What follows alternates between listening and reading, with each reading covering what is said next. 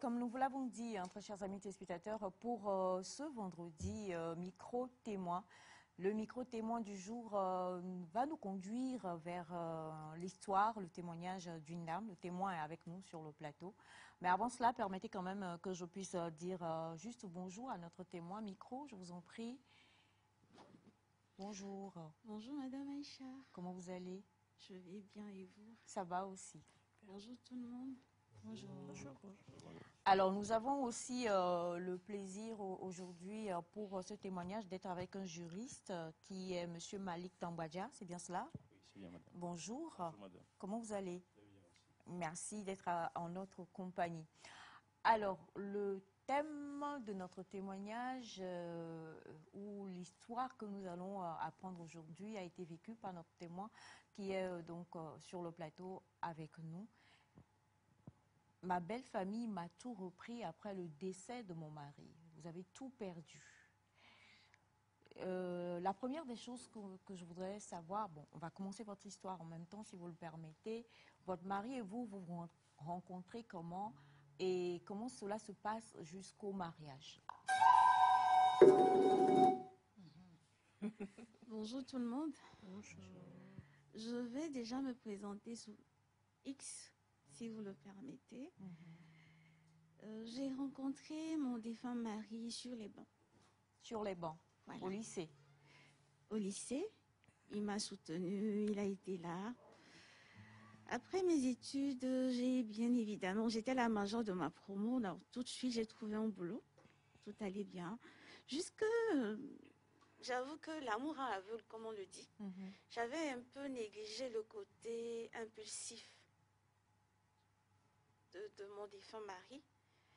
Et sur un coup de tête, il était un gestionnaire de banque. Il a été muté à l'intérieur. Donc sur un coup de tête, j'ai bien évidemment abandonné, démissionné de mon boulot et je l'ai suivi. Attendez, si je comprends bien, vous vous êtes rencontrés sur les bancs, la relation a démarré là-bas. Vous avez continué la relation jusqu'à ce que vous n'ayez trouvé, votre emploi. Exactement. Votre mari aussi, plus tard, trouve un emploi et donc il déménage et vous démissionnez pour le rejoindre. Exactement. Vous quittez votre travail pour aller le rejoindre. Déjà, je dirais que lui, il travaillait déjà. Ok. Il travaillait déjà et il a été muté quelques années après à l'intérieur du pays. Donc, bien évidemment, l'amour, comme on le dit, c'était beau. Hein? C'était comme le conte de Blanche-Neige. Je rêvais, j'avais les petits papillons dans les yeux. Donc, sans qu'il n'y ait eu de premier pas, rien du tout, je l'ai suivi. Wow. Et j'ai démissionné de mon boulot. J'avais pas envie de le perdre, je me disais non, je l'aimais. Et je l'ai suivi jusqu'au, je peux dire, c'était quand même loin, hein, loin de toute ma famille, c'était vers Saint-Cassé. Alors, si je comprends bien, sans premier pas, sans dot, sans rien d'officiel, vous démissionnez de votre travail et vous le suivez au Grand Nord. Exactement. De notre pays.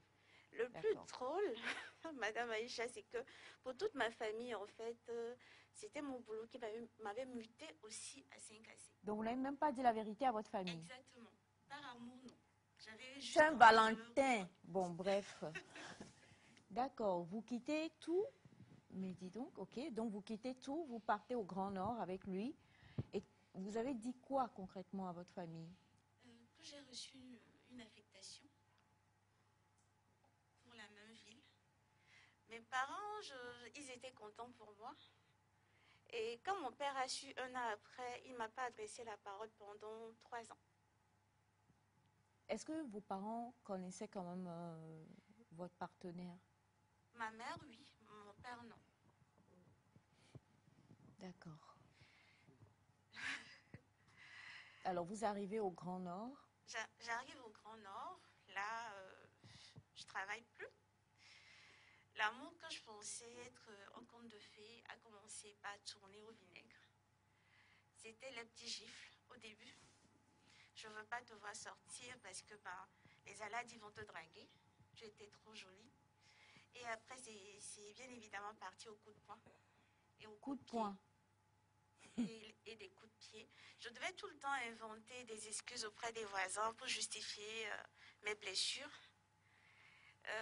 Parfois, je boitais.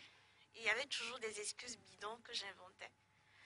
Je me rappelle que j'avais une voisine à l'époque qui n'a pas supporté, qui m'a dit, j'aimerais commander un truc à Lomé, je peux avoir le numéro de ta mère? J'ai hésité, je lui ai donné. Le lendemain, je crois, 3 jours après, ma mère est arrivée. Elle m'a dit, plie tes bagages, on rentre à Lomé. J'ai dit, maman, je ne pars pas. Ce monsieur, je l'aime, je reste. Elle a dit, non, j'ai pris ton ticket. On doit rentrer. J'ai dit, non, je ne rentre pas avec toi. Je ne suis pas venue avec toi. Voilà, tu es venue toute seule, donc tu repars à Lomé. Et Alors, je veux savoir, les coups et tout ça, c'était parce que il était jaloux ou possessif, donc. Après, il qu'est-ce était qu'il vous très disait jaloux. qui faisait que même quand votre mère est venue, vous avez quand même décidé de rester? À l'époque, je pense que je peux dire que je l'aimais. Donc, et puis, j'en parlais pas. Personne ne savait que j'étais battue. Ma mère, elle a constaté des trucs quand elle est arrivée. Elle m'a posé la question, mais j'ai trouvé des excuses encore pour camoufler un peu la situation. Bien évidemment, 48 heures après, elle est repartie, toute malheureuse. Je me rappelle. C'était pas facile tous les jours. Je n'avais pas le droit de dire bonjour aux voisins. J'avais pas le droit de faire un coucou de la main.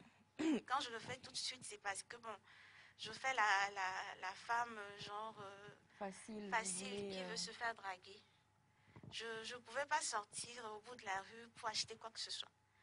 C'est-à-dire, je devais être à la maison, quoi, juste dans les 4 murs, rien d'autre. Prison. Exactement, on peut dire ça. C'était comme une sorte de prison. Voilà. Et quand j'en avais marre, je sortais. J'avais même commencé, je me rappelle, un petit commerce. Il n'était pas au courant, où je calculais les heures où il travaillait. Je sortais faire mon petit commerce. Malheureusement pour moi, cette ville était comme un quartier. Donc ceux qui m'ont reconnu, qui le lui ont dit, ah, j'ai passé 3 jours à l'hôpital après, je me rappelle. Mais, ok, il vous donnait quand même, je ne sais pas comment je vais le dire, de l'argent, il subvenait à vos besoins ou pas? Au début, oui. Puis après, il a dit, c'est parce que je surviens voilà, à tes besoins que tu te fais encore plus jolie, tu portes les deux sexy, alors je ne le fais plus. Donc je devais m'en sortir grâce au peu que j'avais mis de côté pendant les moments où je travaillais. Puis à un moment donné, il n'y avait plus rien. Là, je devais tout le temps appeler ma mère pour qu'elle m'envoie quelque chose. Pour ça, je lui dis un grand merci parce qu'elle a été là. Sans elle, peut-être je n'aurais plus envie aujourd'hui, puisque parfois je restais même 2 jours sans rien manger. Oui, Mais vous habitiez dans la même dans maison la même et maison. lui, il mangeait? Il prenait soin de bien manger avant de rentrer. C'est, c'est, D'accord. Oui, on comprend l'émotion, mais vous n'aviez pas d'enfant. à l'époque, non. Ok. Je suis tombée enceinte, je pense, 3 ans après. 3 ans que je sois arrivée là-bas. Et je me rappelle qu'il y avait un de ses collègues à l'époque et sa femme qui lui disait, mais c'est ton premier enfant qui est en route. Regarde comment ta femme est habillée. Elle n'a presque plus rien à porter. Ses trucs sont trop courts. Son ventre, le bas de son ventre se fait voir quand elle porte ses tenues. Je pense que tu devrais lui acheter des viscos. Il a dit quoi, des viscos? Qu'est-ce qu'on appelle comme ça? Et parlant du trousseau bébé, tu penses quoi? Oh, excusez-moi, je parlais en vernaculaire, mais il a dit, oui, yovo be sako pomia maman so na kushna bébé joa. Eh bien, pouvait l'appeler la simila sur la kadia. J'étais un peu choquée. Là, à l'époque, j'ai Alors, commencé c'est par pour dire faire les de sacs l'hypo. de farine, de blé, hein, c'est ça? Voilà, exactement. J'ai commencé par faire de l'hypotension. Tout le temps, je faisais des crises. À 6 mois de grossesse, finalement, j'ai commencé par avoir des fausses contractions. Il fallait qu'on m'évacue d'urgence à Lomé. Là, c'est comme ça qu'il m'a ramené. Il m'a ramené, j'étais même pas au courant. Il rentre un jour, il me dit, après tes effets, à 15 heures, on part pour Lomé. Donc, je suis partie comme ça. et je suis revenue à Lomé. Je peux dire que c'est ça qui m'a sauvé la vie, hein. Je peux dire ça parce que aujourd'hui je me dis si j'étais restée là, peut-être que moi et mon enfant seraient plus en vie du tout. Parce que il n'y avait pas de soins, il n'y avait, euh, il- il- c'est dur. C'est dur. Alors, vous revenez à Lomé, vous revenez chez vos parents ou bien il reste avec vous? Il est aussi là, laissé son travail ou bien il vous a déposé, il est reparti? Comment ça s'est passé? Je suis arrivée à Lomé à 7 mois et demi de grossesse et j'ai été suivie par un médecin, je pense à Dapan, qui était à Dapan, qui m'a recommandé au docteur Tété. Et j'ai continué avec le docteur Tété. Heureusement, j'avais bénéficié de l'assurance à l'époque. Donc, grâce à ça, j'ai pu avoir les soins qu'il fallait. Et malheureusement, j'ai accouché plus tôt. Mon bébé, il va bien. Elle a même grandi, c'est une fille. Et c'était difficile. C'était très difficile parce qu'il n'y avait aucune aide financière. Lui aussi, il était à Lomé ou bien il était toujours là-bas? Après 1 mois et demi, il est retourné là-bas. Okay. Il est reparti.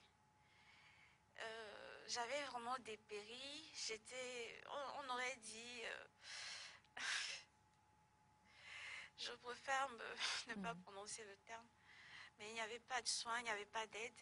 C'était les amis, les camarades de l'époque, les cousines et autres qui, de temps en temps, revenaient avec des couches, des détergents et autres. C'était ma mère qui était toujours là, qui m'a finalement créé une petite activité commerciale parce que j'adore le commerce, c'est ma passion. Et là, j'ai repris les choses en main comme ça. Pendant 7 mois, il n'était pas là. Il était toujours à l'intérieur du pays. Pendant ces 7 mois, je n'ai rien reçu. Ma fille a commencé à faire de l'asthme. Je devais me débrouiller toute seule pour l'amener toujours à l'hôpital, pour acheter ses médicaments et consorts. C'était pas facile. Alors, est-ce qu'il vous appelait pour demander, pour avoir de vos nouvelles, prendre des nouvelles ou pas? Il ne vous a même pas demandé de revenir? Alors, un jour, j'étais dans mes petits commerces quand une voisine m'a appelée, m'a dit, mais qu'est-ce que tu fais à Lomé? Apparemment, il y a une autre qui s'est installée avec ton homme. Il faut que tu reviennes. Bon, j'ai dit non, il n'a qu'à faire ce qu'il veut. L'important, c'est moi et ma fille. Et puis, un matin, je me suis dit, alors, j'ai pris un ticket et sans lui dire que je venais. Je l'ai appelé, exprès, arrivé à Déticopé. Ma fille avait 2 mois. Il m'a dit, mais c'est quoi le bruit? J'ai dit, c'est mon télé, les mamans, je suis chez ma grand-mère. Arrivé à Socodé, je l'appelle. Je dis, mais je suis à Kara. T'as beaucoup non, toi. Autant on l'a beau divinama. T'as pas quand la téna des vieux. C'est quoi? Tu as appris que je suis à Kara. Bizarrement, il était à Kara avec cette fille, en train de faire la belle vie. Il avait pris un mini congé. Et je lui ai dit, ah, tu as fini? Il a dit, oui, il a raccroché. Une fois à Kara, je l'appelle, je lui dis, c'est maintenant que je suis à Kara, mais je ne descends pas, je continue sur 5AC. Il n'est pas rentré. Moi, je suis arrivée vers minuit et quelques. Il n'est pas rentré. Donc, le lendemain, il est rentré. Heureusement que j'avais les doubles des clés. Il est rentré, il m'a jeté le sac au visage, il m'a insulté, il m'a traité de tout et tout. Bon, moi, j'ai gardé mon calme et j'étais silencieuse. Donc, ce qui m'a fait mal à l'époque, c'est quoi? C'est que mon cher monsieur m'a jeté ses sous-vêtements qui étaient pleins de... Bon, c'est-à-dire qu'il était allé avec une autre fille et il vous jette les sous-vêtements de son infidélité, si on peut le dire ainsi, au visage. À laver. J'ai appelé ma mère en pleurs, je lui ai dit, voilà, ma maman me dit, t'es pas obligée de le faire, mais si tu veux le faire, essaye de mettre des gants ou un truc. Et bizarrement, non, attendez, dit... vous l'avez pas fait? Bon, je l'ai fait. C'était pour moi un peu me venger. Parce en fait, il cherchait des excuses pour me nuire. Je l'ai fait et je me suis vengée autrement, en fait. Vous avez lavé ces sous-vêtements qui étaient remplis donc de ces... Voilà. connaissant, je savais que c'était le meilleur moyen de me venger. Parce qu'il s'attendait au contraire pour trouver des raisons de me battre encore. Donc c'était le meilleur moyen de me venger. Est-ce qu'il a eu des gestes de tendresse envers sa fille quand il Même est pas. venu? Ok. 72 heures après, moi, je suis repartie à Lomé avec ma fille. Et puis, bon, j'ai avancé tout doux. C'est vrai qu'il y avait le côté sensibilité qui jouait par moments. J'appelais ces moments-là des saisons noires. Quand ça arrive, je prends du recul par rapport à tout le monde. La famille, tout le monde, je suis dans mon petit coin. Je fais mine de rien, je souris toujours. Mais au fond, j'ai mal. Et je me dis pourquoi.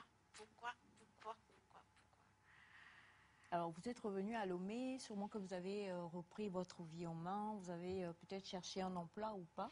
Oui, vous avez cherché un emploi, donc vous avez repris votre emploi, c'est bien ça? Exactement. Vous habitiez où avec vos parents ou bien vous habitiez avec vos parents? Avec mes parents. Et votre fille, en fait.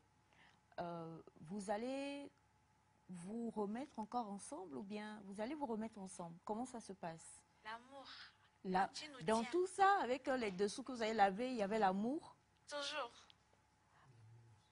En fait, je fais partie de ces femmes-là qui ont reçu cette éducation-là, où ma maman n'a pas eu un foyer facile, hein, mon père, j'ai plein de demi-frères.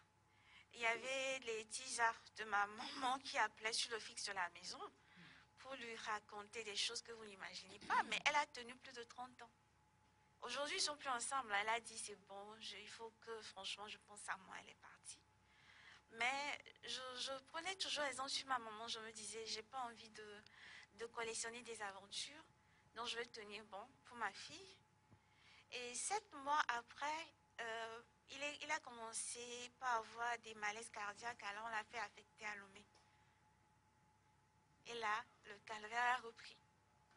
Bon, il a commencé par avoir des malaises cardiaques, on l'a fait à Lomé, il revient, mais vous n'étiez plus ensemble. Pourquoi le calvaire reprend? Quand il est revenu, il vous a appelé, vous êtes allé le voir, vous avez décidé de rester avec lui. Quand il est revenu, il a été voir ma famille et tout. Donc, on s'est, bon, je ne peux pas dire totalement réconcilié, puisque pendant cette période, j'aurais appris que cette petite sœur du quartier qu'on me présentait toujours était aussi une tisa avec qui monsieur couchait. Et cette tisa était tombée même enceinte. Puis elle a fait une fausse couche. J'ai appris tout ça comme ça par sa grande sœur. Et Semifa est en train de piquer une crise d'âge. Ça va aller, Semifa, tu veux venir peut-être? Ça va aller? D'accord. Donc, c'est-à-dire qu'il vous présentait une jeune fille dans le quartier, un peu comme on a tous des frères ou des petites sœurs et tout ça, mais en fait, c'était votre rivale. Exactement. Qui est même tombée enceinte et a fait une fausse couche. Le plus drôle, c'est que cette rivale-là m'écrivait à moi toujours, grande sœur, j'ai tel problème avec mon mec.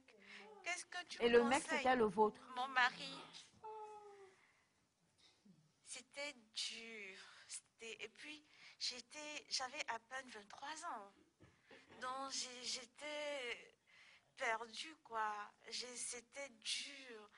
Je me reprochais tellement de choses. Je me disais, mais pourquoi ce choix? Pourquoi avoir démissionné de ton boulot? Tu l'as suivi, pourquoi en fait? Il a fallu que je sois battue pour qu'il aille me doter. Battu par qui? Par lui? Par lui. Quand il est revenu à Lomé, ma fille avait presque 2 ans, j'ai été violemment battue et hospitalisée. J'étais tout le temps battue en fait. Pour un rien du tout, c'était les coups. Et j'ai rejoint ma mère qui à l'époque avait déjà quitté mon père. Et c'est comme ça, je lui ai dit.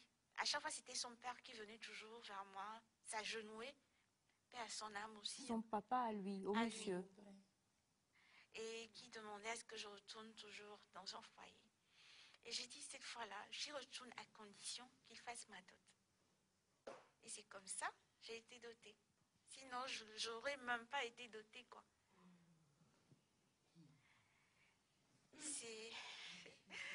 C'est dur. Donc, il a accepté de vous doter parce qu'il voulait que vous reveniez avec votre fille. Exactement. Donc, la dot a été faite. La dot a été faite. Et vous êtes revenu. Je suis revenue, je suis retournée dans ce foyer-là. il n'y avait pas d'intimité. On pouvait rester 1 an, pas d'intimité. Et il y a eu une réconciliation entre-temps pendant 1 an et demi, sans intimité. Où, Ah, ça, c'est après la dot. Il vous a exactement, doté, mais sans intimité. sans intimité. Et après 1 an et demi, il y a eu une réconciliation venant de son pasteur. Ce même jour, il y a eu de l'intimité entre nous.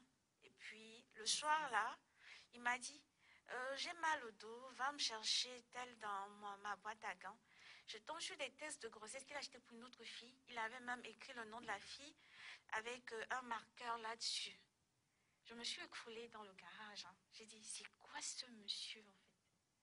C'est un monstre, en fait. C'est-à-dire qu'après 1 an et demi, vous avez finalement eu Voilà. une réconciliation, bien une intimité. Exactement. Le Et même jour jour, où vous avez eu cette intimité-là, ensuite il dit j'ai mal au dos, il faut aller me chercher quelque chose dans la boîte à la pharmacie. la boîte à gants La de boîte sa à gants de voiture. sa voiture, vous y allez, vous tombez sur des tests de grossesse qui Acheté étaient pour destinés à une autre fille. Exactement.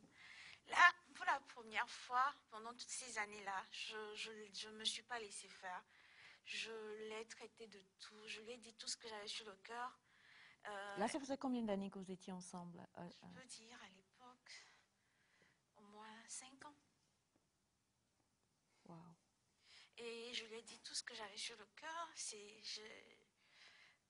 Franchement, j'en pouvais plus. Et de là, plus rien. 3 mois après, j'ai eu des malaises. Je pensais que c'était des vers ou un palu. Ben, je suis partie à la clinique Sainte-Hélène. Bizarrement, ce midi-là, c'était le gynéco qui était de garde. Il m'a ausculté, il a ri, il m'a dit, venez avec moi de l'autre côté. Tout de suite, elle avait une écho. J'ai dit, mais pourquoi l'écho? Il riait et il m'a dit, ah, c'est vrai, vous avez des vers, mais c'est des gros vers même que vous avez, en rien. Et il me montre l'écho et Vous étiez enceinte. j'étais enceinte. Cette seule intimité-là. Exactement. D'accord. Je suis restée pendant 2 heures de temps devant la clinique à pleurer. Mais à chaque fois qu'il passait, il me voyait me dire, mais normalement, vous devriez être contente. Pourquoi les larmes? Je ne pouvais pas expliquer. Parce que, en fait, j'avais pris la décision à l'époque de le quitter. C'était bon, quoi. Je voulais partir. Maintenant, ce bébé, je ne pouvais pas partir. J'étais perdue. Quand je rentre, finalement, je lui montre, il me dit, je dois avorter. J'ai dit, j'avorte pas. Donc, j'étais battue chaque 3 jours, en fait. Pour que il voulait faire passer la grossesse. Exactement. En fait. J'étais tout le temps battue. C'était ma tête qu'on cognait contre le mur, c'était les coups de pied, les coups de poing. J'étais tout le temps battue.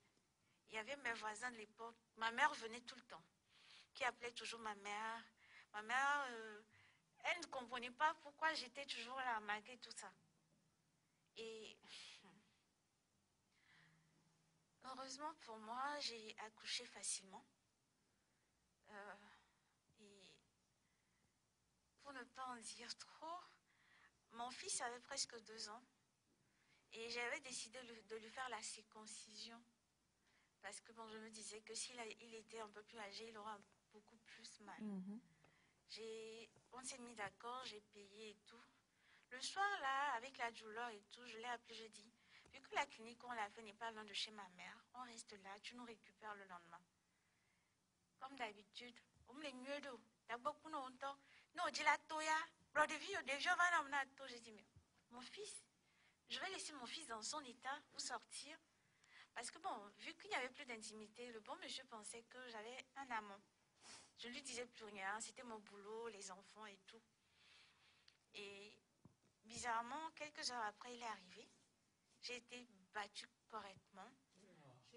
Chez ma mère. Ma mère, en voulant me porter secours, a reçu des coups de poing. Oui. Votre mère a reçu des coups de poing de sa part, en sa voulant part. s'interposer. Et on l'entend dire, et on a commencé à crier. Les voisins sont rentrés. Donc, lui dit, en fait, moi, je vous guettais depuis. Je cherchais cette occasion depuis. Exactement. Okay. Et les voisins sont rentrés, ils nous ont porté secours. Vous savez que malgré ça, je suis toujours rentrée avec lui. Pourquoi? Je ne voulais pas laisser partir mes enfants seuls. Je voulais être là pour les protéger. Je suis rentrée, j'ai fermé ma porte à double avec des couteaux. 3 couteaux, je me rappelle, sous mon oreiller. J'ai pratiquement pas dormi cette nuit-là. Et le lendemain, je rangeais mes effets, je voulais quitter la maison. Il a toqué à ma porte. Quand il a ouvert, il m'a vu avec les valises. Il avait fui avec ma fille. Attendez, le lendemain, Oui. il est venu toquer à votre porte. Voilà. Vous avez ouvert la porte. Quand il a vu que vous avez rangé vos bagages pour partir, il a pris la fille. Voilà. Votre fille avait quel âge? 4 ans? Elle avait 4 ans. Et il a fui avec la petite. Ma fui fille. Comment Il est parti avec, sans dire où il allait et tout. Et la petite criait. Et j'entendais dire, donc, c'est-à-dire, il menaçait sa propre fille, en fait. Exactement. Pour lui dire, si tu ne te tais pas, tu vas voir de quel bois je me chauffe. Exactement. Donc, j'ai juste couvert son petit frère, vu que la plaie n'avait pas encore cicatrisé. Il y avait à peine quelques jours. Et j'ai pris mon porte-monnaie, mon portable, et je les ai suivis avec un Zenman. Donc, quand j'ai su où il a garé, je suis allée chercher du renfort. Je suis allée chercher mon petit frère qui m'a accompagnée. Et on est rentré, il y avait du monde là-bas. Mais malgré ça, j'ai voulu partir avec ma fille. Les gens m'ont vu avec des blessures, m'ont dit, mais qu'est-ce que tu as eu? J'ai dit non. J'avais glissé dans les escaliers et tout, je prétendais des trucs. Donc quand il m'a vu partir avec ma fille, il voulait me battre encore devant eux. Yeah. Il y avait un commissaire qui faisait partie du groupe à l'époque qui a dit, mais monsieur, est-ce que tu sais qu'il y a la loi qui interdit ce genre de choses? Tu ne peux pas porter la main sur ta femme. Et en plus, en public. Donc, le temps que le commissaire prenait pour lui parler, tout de suite, j'ai quitté avec ma fille. Je vous jure, je partais et je regardais de gauche à droite à chaque fois. J'avais comme l'impression qu'il allait venir me renverser avec sa voiture. J'avais peur. Psychologiquement, j'étais traumatisée, quoi. Une fois arrivée chez ma mère, je suis rentrée dans la chambre. Je leur ai dit de fermer à double tour le portail. Là, finalement, j'ai dit non. Trop, c'est trop. Et j'ai porté plainte au tribunal pour enfants. Il a été convoqué.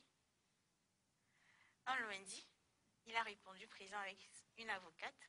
J'ai pris un avocat aussi. Mais la juge, franchement, a dit, wow, pendant 9 ans, tu as subi autant de violence. Pourquoi n'avoir jamais voulu porter plainte? Je lui ai dit, mais pour protéger mon foyer. Pourquoi n'en avoir jamais parlé à ta famille? Est-ce que c'est normal? C'est ce qu'on ne nous éduque pas en Afrique à parler de nos problèmes de foyer. C'est-à-dire quand tu le vis, ben, tu es censé le garder pour toi. Tu peux pleurer au petit matin dans tes 4 murs, mais évite de le faire devant tes enfants, évite d'en parler à la belle famille, à ta famille. C'est ce qu'on nous enseigne. Donc je pouvais pas. Je voulais protéger mon foyer. Et il s'est mis à genoux. Il a dit, je ne veux pas la perdre, je veux qu'elle revienne avec les enfants. J'ai dit, je ne reviens plus. Je ne reviens plus. Là, c'est fini. Je ne reviens plus. Et la juge a dit, bon, voyant son état, bon, revenez me voir 3 jours après pour que finalement, on décide ensemble, qu'on prenne une décision. Malheureusement, ce jour-là, il est décédé.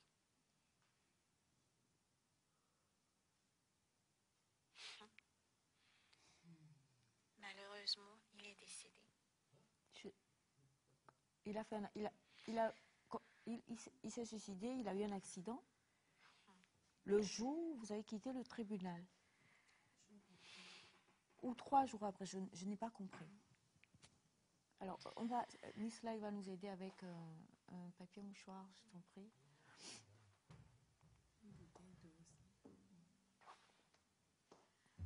Pendant 1 an et demi, il souffrait d'un calcul de l'urètre, mais je n'étais pas au courant. Il faisait des dialyses, des analyses, des radios et autres, mais je n'étais pas au courant. Je l'ai su très, très tardivement. Donc, apparemment, le jour où on a été au tribunal, il a fait une crise après. Et il a été hospitalisé. Malheureusement, il n'a pas voulu rester. Malgré tout ce que le médecin a dit, il a décidé de rentrer. Il devait faire des examens. Il ne l'avait pas fait. Donc c'est plus tard, quand ça s'est aggravé, qu'il a décidé d'y aller. Arrivé, il a payé à la caisse selon ce qu'on m'a dit. Une fois qu'on l'a appelé, il s'est écroulé et c'est fini comme ça. Il s'est écroulé sur place. Et c'était fini comme ça. J'étais au boulot ce jour-là avec ma grande sœur quand j'ai reçu un appel d'un médecin, merci, qui m'a dit, est-ce que vous connaissez ce numéro? J'ai dit oui, c'est mon mari. Et le médecin m'a annoncé la nouvelle. C'était dur. Malgré tout ce qu'il m'avait fait, c'était quand même Quand dur. même le père de vos enfants aussi. Exactement. J'arrivais pas vraiment à y croire. Je leur demandais, mais où est-ce qu'il est? Appelez-moi mon mari, quoi. Ils m'ont dit, mais madame, il est décédé. J'ai dit, non, non, non. Je veux le voir. Appelez-le-moi. Il me laisse ses enfants tout seul. Toute seule, je devrais assumer pour les enfants. Pourquoi? Pourquoi il abandonne ses enfants? S'il n'est pas là pour moi, il doit être là pour ses enfants. Appelez-le-moi. On m'a dit non. Il n'est plus. Dans cette douleur-là, tout de suite devant moi, il y avait sa famille qui ont retiré la clé de la voiture, la clé de la maison.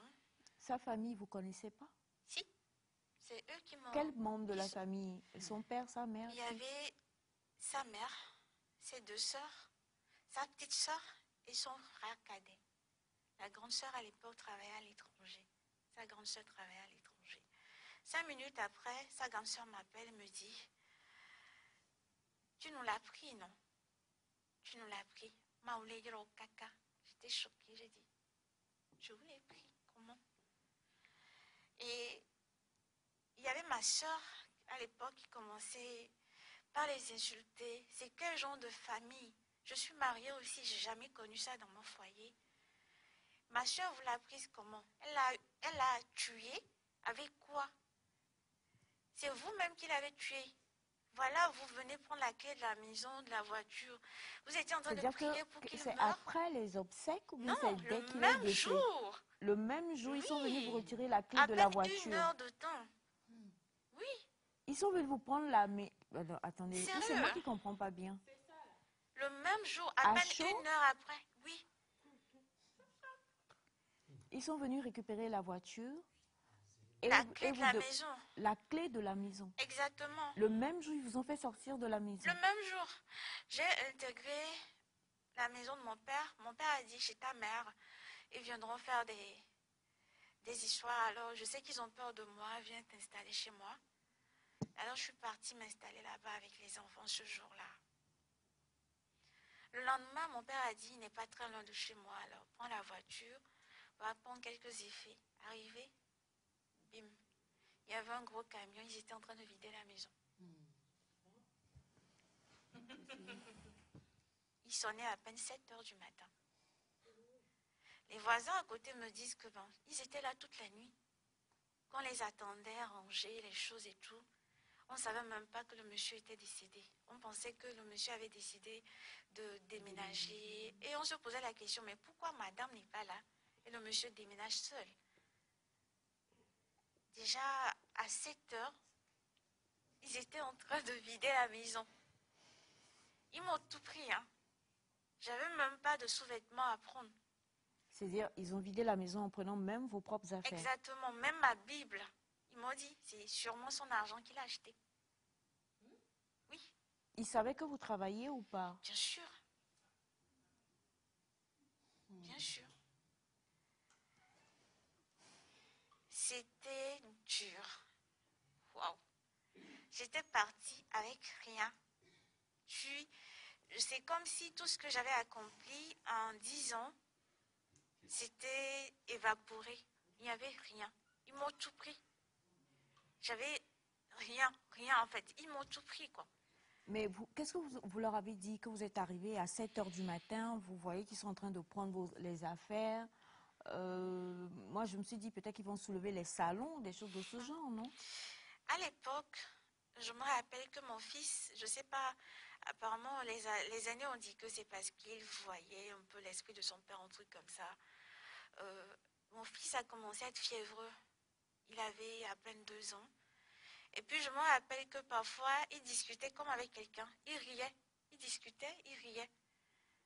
Et les aînés disaient que peut-être qu'il était en train de voir son père. Donc, mon fils était fiévreux. Il avait 40 de fièvre. Donc, j'avais décidé de ne rien dire. J'ai pris des photos. Et tout de suite, je suis partie avec mon fils à l'hôpital. J'ai envoyé mon père exprès chez eux à la maison, comme si j'avais rien vu. Et mon père a été leur demandant la clé pour que j'aille prendre mes effets. Là, ils ont dit non, quel effet? C'est notre fils qui avait tout acheté, on a récupéré tout ce qu'il a acheté. Et mon père leur a dit, ça fait à peine 24 heures, même moins de 24 heures. La personne est décédée la veille à midi. Le lendemain, déjà à 7 heures, vous avez vidé la maison. C'est quoi, en fait? Qu'est-ce que c'était? Qu'est-ce que c'est? Et mon père, il était en colère, il est reparti. J'avais rien récupéré. J'avais plus rien, en fait. Plus rien du tout. Rien de rien. C'est 10 ans qui s'étaient évaporés comme ça. Il n'y avait rien. Rien, rien, rien. Il n'y avait plus rien. Et vous n'avez rien récupéré? Jusqu'au jour d'aujourd'hui, non. Vous les avez convoqués, vous êtes retourné chez la juge qui avait... La chance que j'ai eue, c'est de l'avoir convoqué avant son décès. Derrière mon dos, il y avait sa grande soeur qui est rentrée, qui a fait un dossier d'adoption, qui est repartie chez la juge en question. Elle ne savait pas que c'était elle qui nous avait reçus. Genre, elle est venue se plaindre, il y a une femme qui a tué son frère, et elle a décidé d'adopter les enfants de son frère. La personne que tout le monde a dit, beaucoup ont témoigné à l'hôpital en disant, il a payé le bon, on l'a appelé, il s'est écoulé. Elle fait savoir à la juge que non, son frère, avant son décès, a dit, si jamais je meurs, adopte mes enfants. Alors qu'elle n'était même pas au pays. Et elle a dit, oui, cette belle-sœur-là, elle est venue voir un juge ici qui ont reçu de l'argent et qui ont pris de l'argent à mon frère. Et quand elle a fini devant moi, la juge a tapé sur la table et a dit, madame, vous parlez de moi, vous savez, sortez de mon bureau. Vous-même, est-ce que vous êtes mariée? Elle a dit non. Allez chercher un mari, faites vos propres enfants. Cette femme a trop enduré avec votre frère, n'en rajoutez pas. Allez diluer votre vin et fichez le camp de mon bureau. Elle est partie, toute honteuse, tête baissée. Mais ça ne s'est pas arrêté là. Hein. Ils ont continué. Mais ils ont continué quand ils ont tout repris, ils vous ont tout pris. Maintenant, c'était les enfants qu'ils voulaient récupérer. Ils voulaient absolument récupérer les enfants. Ça, c'est tuer. Et j'ai dit, niet, je ne récupère rien de ce que vous avez pris, mais mes enfants, vous n'y toucherez jamais. Tant que je suis en vie, tant que j'ai mon souffle de vie, vous ne les aurez pas. Ça a duré 1 an et demi. Pendant les 6 premiers mois, j'allais au tribunal 4 fois par semaine. J'y passais toute la journée, hein, c'est-à-dire j'y vais à 7 heures, je rentre à 18 heures. Puis, vu que mon boulot était menacé, j'avais engagé à la base le juge Tchakorom. Puis, il y a une amie qui est juge également. On va peut-être éviter les noms. D'accord, qui m'a amené à engager une autre juge. Et je pense que celle-là, c'était... Elle savait en fait pourquoi. Voilà. Et c'est elle qui a fait vraiment la lutte. Elle ne s'est pas laissée faire. On va vous permettre de respirer un peu, s'il vous plaît, et je vais me tourner vers notre juriste. Alors, vous avez écouté le témoignage de madame. Et moi, on comprend, je voudrais déjà savoir, selon la loi, est-ce que la dot est considérée? Selon la loi, la dot, elle est considérée. Mais pour avoir droit à la succession, il faut le mariage. Donc, est-ce qu'on peut dire par là que la belle famille avait le droit de tout prendre, de tout reprendre? Même, parce que même les choses qu'elle a achetées ont été prises aussi. Non, je ne peux pas dire que la belle famille a le droit de tout prendre, parce qu'il y avait les biens de la dame dedans.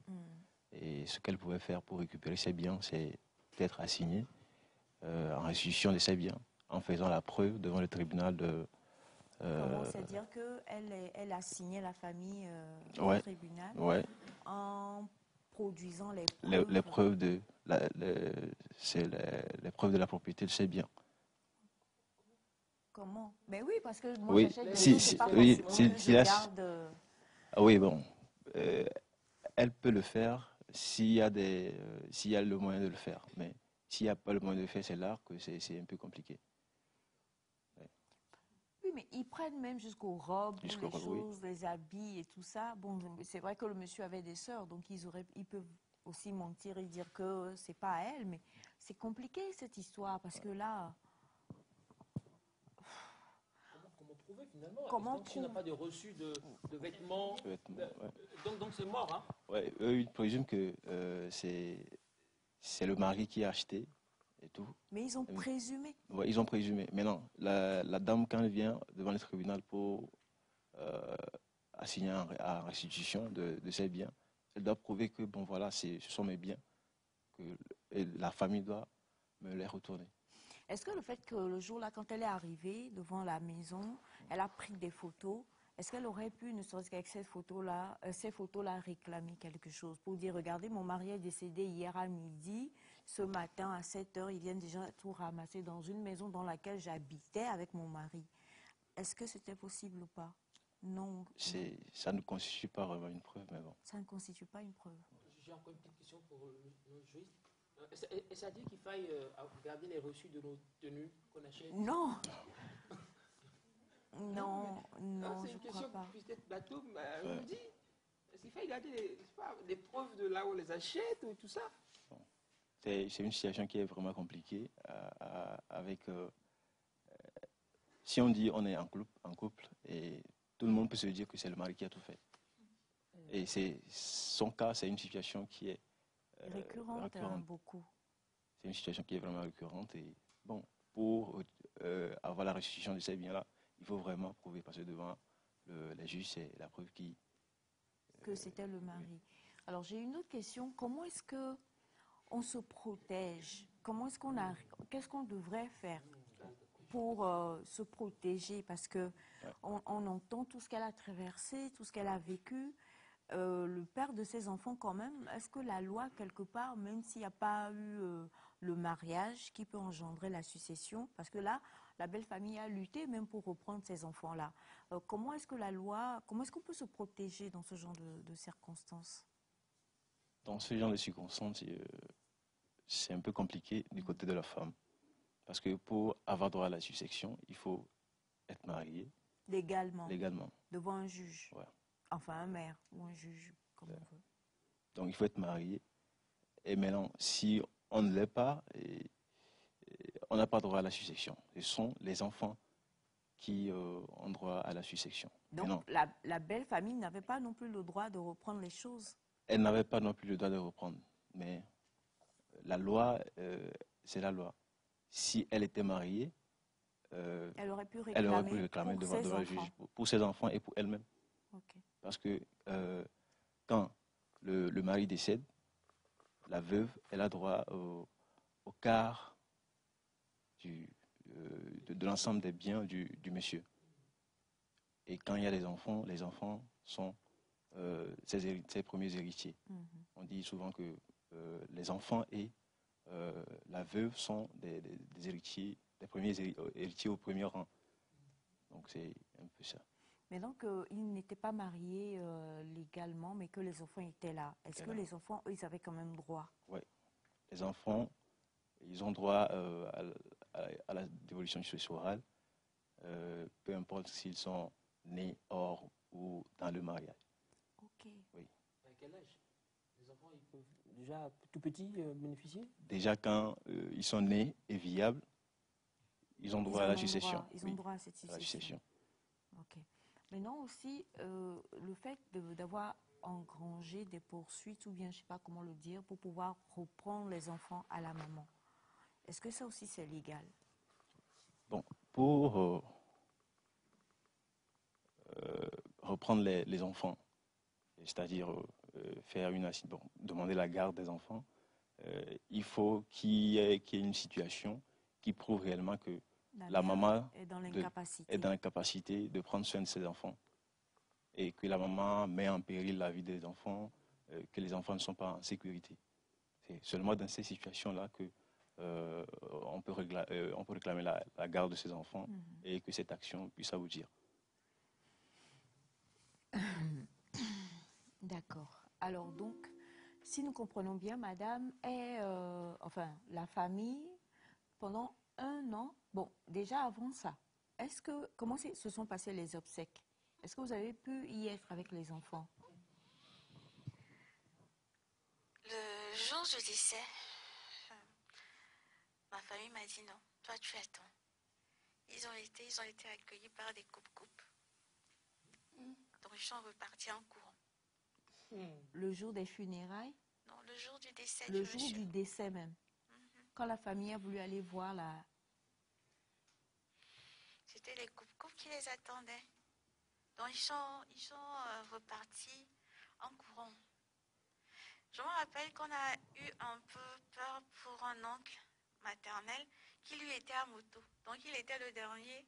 Ils l'ont rattrapé. Heureusement qu'il avait garé devant la maison d'un ancien ministre. Donc il y avait des policiers. Il a dit c'est grâce aux policiers qu'il a survécu. Mais ils les ont poursuivis pourquoi? C'est là finalement que ma famille est arrivée à un point où il disait apparemment ils ont tenté un truc peut-être spirituel contre toi et ça s'est retourné contre leur fils. Donc parce qu'ils dégageaient d'une haine qu'on ne comprenait pas. C'est comme si c'est pas notre fils qui devrait être là, mais c'est toi en fait. Et puis à un moment donné, même ils en ont parlé, ils ont dit non, non, non, c'est toi qui devrais être là. Soit on vous enterre tous les deux. On ne va pas l'enterrer tout seul. Est-ce que lui s'entendait bien avec sa famille? Oui. Il n'y avait pas de problème entre le monsieur et sa famille? Non. Le jour des obsèques, finalement, à voir ce qui s'est passé, ils m'ont dit, bon, tu dois y aller. Mais on a demandé à un ami commissaire de nous donner des agents. Il y aura 4 ou 5 agents qui vont t'accompagner. Là, j'ai dit, si je dois aller aux funérailles, du père de mes enfants, avec des agents ou des officiers, là, je n'y vais pas. C'est pas la peine. Et ils ont dit, ils ont envoyé un message à ma famille disant qu'ils ne veulent pas me voir non plus aux obsèques de leur fils, mais qu'ils voudraient voir leurs petits-enfants. J'ai dit, on dit un truc, un proverbe en mineur qui dit, mais il est dit à Kassan here, même il est dit à Kassan de Yibo, qui met à Kassan Tolo. Si j'y vais pas, mes enfants n'iront pas non plus. Donc je ne sais pas jusqu'au jour d'aujourd'hui, ça fait déjà des années où il a été enterré, ni comment ça a été fait. Ni moi, ni mes enfants. Attendez. Vous ne savez pas où se trouve la tombe de votre époux, de votre mari? Non. Et les enfants ne savent pas où se trouve la tombe de leur père? Du tout. Du tout. Du tout. Du tout. D'accord. Comment les enfants ont vécu C'était dur. Au jour d'aujourd'hui, le garçon, lui, il ne se rappelle même plus de son père. Il avait 2 ans. Sa sœur, oui. Mais à l'époque, je me rappelle que sa sœur s'enfermait toujours dans le noir. Et elle pleurait. À 4 ans, elle était 4 ans et demi, elle avait 4 ans et demi. Elle s'enfermait toujours dans le noir. Et elle pleurait. Arrivée à l'école, il y avait sa tata à l'époque qui à chaque fois me racontait comment elle pleure, raconte à ses camarades. Mon papa est décédé, mais mon papa battait tout le temps ma mère. Mon papa battait tout le temps ma mère. Je ne sais pas pourquoi papa battait comme ça, maman. Ça a duré des années. Il a fallu les amener voir un psychologue. Il a fallu passer beaucoup de temps avec eux, à les dissuader que ce n'est pas la fin du monde, tout va bien. Je me rappelle au tout début, les 2 premières années, tant que je ne suis pas rentrée du boulot, les enfants ne dormaient pas. À chaque fois, ils demandaient à leur grand-mère, ou bien maman aussi est partie au ciel, maman nous a laissés aussi. C'était dur. C'était dur. C'était très, très dur. Alors, la question, c'est... Je crois que quelque part, vous avez un Dieu quand même qui a vraiment voulu vous protéger. Énormément. Ce qui fait que même la demande Toujours. d'adoption de votre belle-sœur est tombée sur la table de la juge qui avait justement déjà... Ce que je n'osais pas raconter, c'est qu'à un moment donné, je ne sais pas si c'est la corruption toujours, mais elle aussi, elle hésitait à me donner l'ordonnance judiciaire qui pouvait me protéger, moi et mes enfants. À chaque fois, elle remettait toujours l'audience sur demain, après-demain. Ça a duré 1 an et demi. Je me rappelle qu'à l'époque, elle a pris ses congés.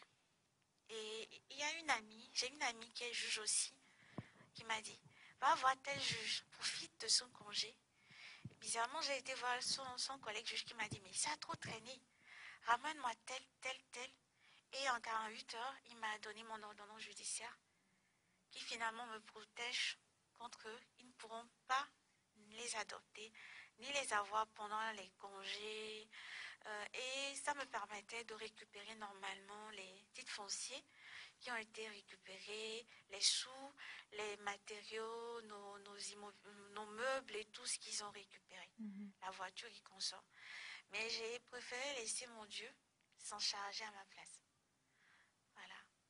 Et sincèrement, aujourd'hui, si je vous raconte ce qu'ils subissent, voilà. Mais il y a un Dieu, hein, on en parle en riant, mais la justice des dieux, il y en a.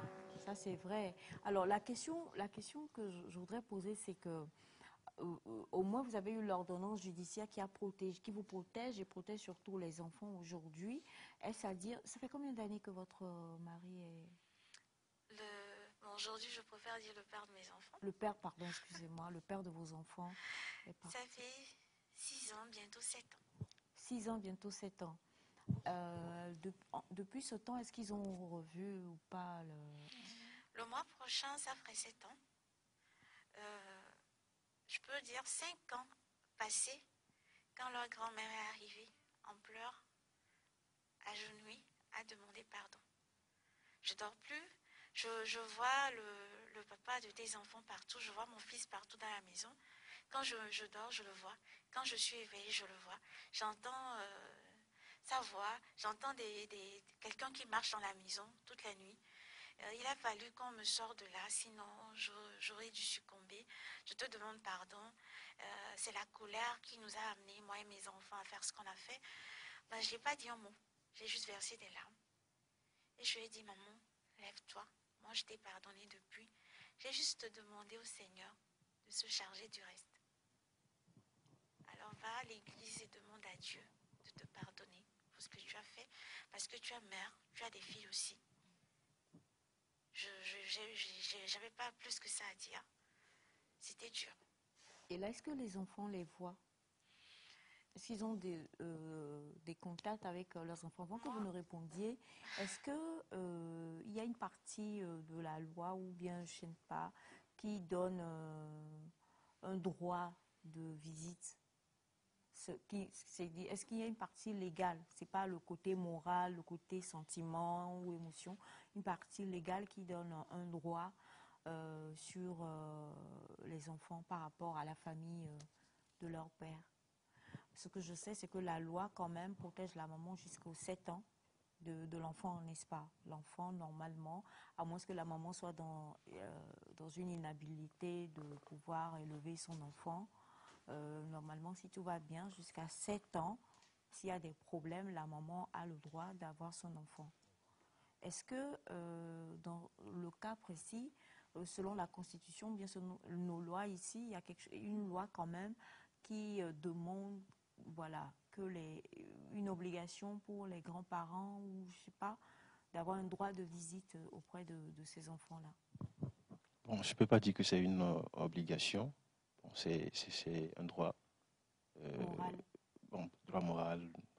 Ça peut être reconnu à la famille, aux membres de la famille du papa. Mais il y a des circonstances dans lesquelles ce droit-là n'est pas reconnu, puisque quand les relations sont tendues et quand la visite est susceptible de créer des conflits et autres, la juge qui a rendu l'ordonnance peut décider d'interdire les droits de visite, de priver les droits de visite de ces parents-là. Ok. Oui. Et je crois que c'est ce que l'ordonnance a décidé, en fait, c'est ça? L'ordonnance judiciaire, je pense que fait de moi l'administrative légale et la tutrice légale des enfants.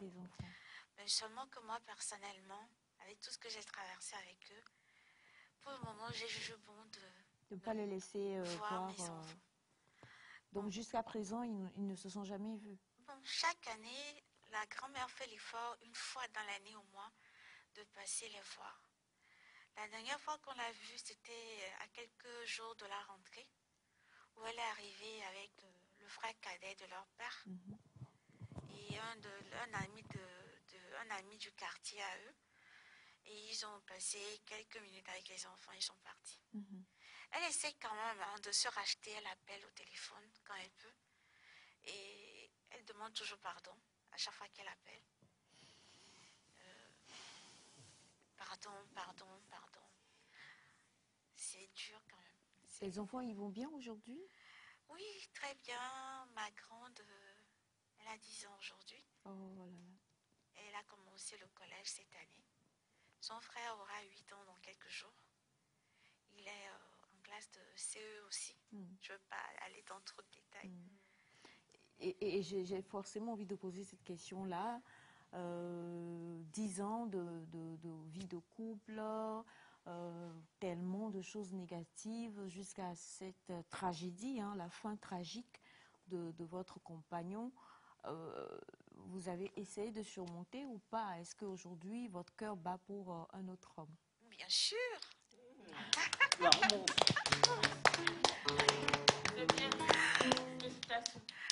J'avoue que ça n'a pas été facile. Il a pris beaucoup de coups au début parce que c'était... Mais forcément, vous étiez blessé. Hein. Exactement. C'est quelqu'un qui a beaucoup subi également dans la vie. Mais il a été énormément présent. Quand je dis présent, moralement surtout. Et je continue. Hein. Il y a des saisons noires qui arrivent. Forcément. Et il subit beaucoup. Parfois, après, quand ça passe, il me dit... Au moins, je fais quand même quelque chose, non? Et